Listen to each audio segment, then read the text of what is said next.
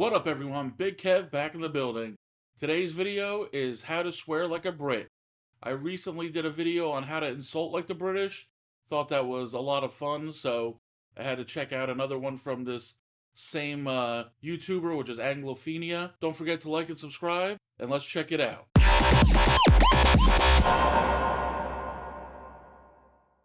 Alright, so the last video that I did of hers was a lot of fun, so I'm hoping this one is in that same vein. Let's get into it. Going to learn how to swear like the British. Lovely. But if you're a bit sensitive and swearing's not your thing, simply cover your ears. Yeah, swearing's not your thing. This probably isn't the video for you. Hello, I'm Kate, and this is Anglophenia. Now, there are loads of swear words that us Brits use, like blimey, sodding, bloody, and for goodness sake. So yeah, now I've heard a few of those. I mean, those weren't any of the ones in the last video. These I've all heard. You know, these were the insults I was expecting in the last one. So, all right. I probably shouldn't use the word I was going to there. Okay, let's start with bloody, as in, what a bloody mess we've gotten ourselves into, Jeffrey, or stop bloody swearing. There is more than one theory as to how the word bloody came into the English language. Some say it came from the rowdy aristocratic youths of the 17th and early 18th centuries, who were known as bloods and were often very drunk. Hence, Really? Yeah, I never heard that before. That's interesting. All right. Yeah, I never knew that they actually referred to people back then as bloods. the phrase bloody drunk, shortened from as drunk as a blood. It is also said that bloody is a direct translation of the German word blutig and was brought back at the end of the 16th century by Englishmen fighting in the Low Countries and was used in the same way to add emphasis to words. Bloody had been a fairly normal everyday word up until the 1750s, when it started to be considered a swear word and became unprintable owing to a mistaken belief that it referenced the blood of Christ and was blasphemous. During Victorian times, the word bloody was deemed offensive amongst the higher classes, as it was more commonly used by the poor.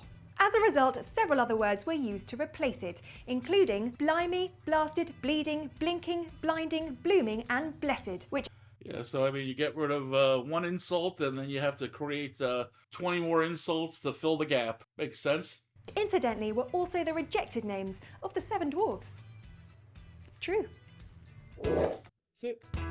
My favourite swear word is bollocks, which is a modern version of the Anglo-Saxon word ballocks, Yeah, this is the one that you probably hear the most associated with the British. which had the same meaning. Bollocks is a very versatile word. It can be used if something goes wrong. I run out of milk. Bollocks. It can be used to suggest that somebody might be telling a lie. We've run out of milk. Bollocks, I can see you hiding it behind your back. It can also mean that something is amazing. This milk is so tasty, it's the bollocks. And to give I've never heard it used in that way before. someone a bollocking is to tell them off. I got a right bollocking from my mum for drinking all the milk. But Yeah, I never heard it used in that fashion either. if something is the best of the best, it's the dog's bollocks, which is why I now feel even more guilty about getting Snowy neutered. The origins of this phrase are rather vague, although my favourite theory suggests that it comes from the phrase "it sticks out like the dog's ballocks," meaning something which is obvious and therefore clearly stands out from the rest. Or in my humble opinion, it could just boil down to the sheer enthusiasm a dog has for its own bollocks. Now, there is often some confusion between the Americans and the Brits when it comes to the word pissed. In the US, it can generally mean that someone is angry, whereas in the UK, it can mean so much more. Yeah, usually isn't it like, I usually hear in reference to like people being like drunk. Allow me to elaborate. To be pissed means to be drunk. To be on the piss means to be out, getting drunk.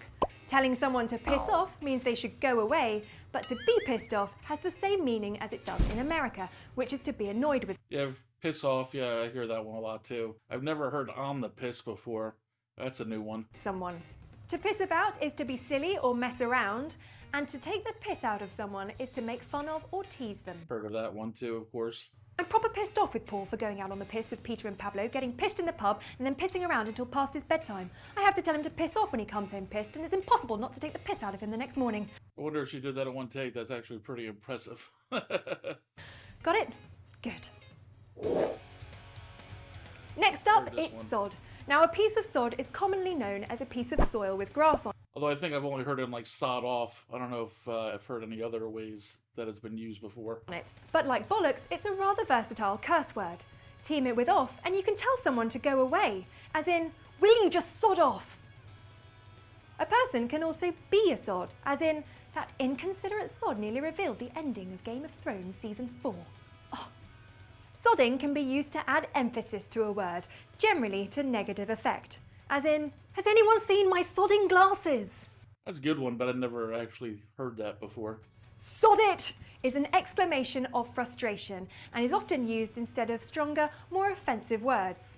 Sod all means hardly anything, a bit like when the Brits leave a tip in a restaurant. It's usually sod all.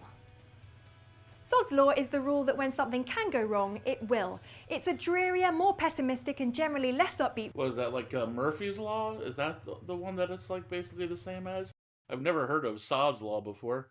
That's the first I've heard that reference. Version of the American Murphy's Law. Yeah. Well, what did you expect from us Brits? A cheery, sunny outlook on misfortune? True. It's never going to happen. But when Sod's Law graces you with a heap of well-timed bad luck, you now have a plethora of new profanities to shout. You could even say them in a British accent. So go on, swear like the British. Swearing has been scientifically proven to ease pain and can even help people bond.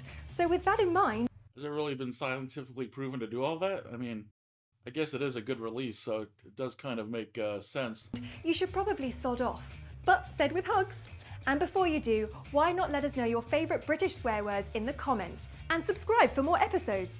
You can tweet us at Anglophenia and follow us on Facebook too. Ooh.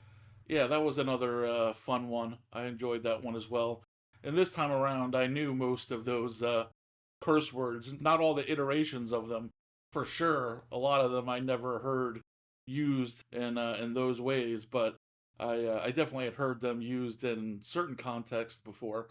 So this is kind of what I was expecting the last video to be.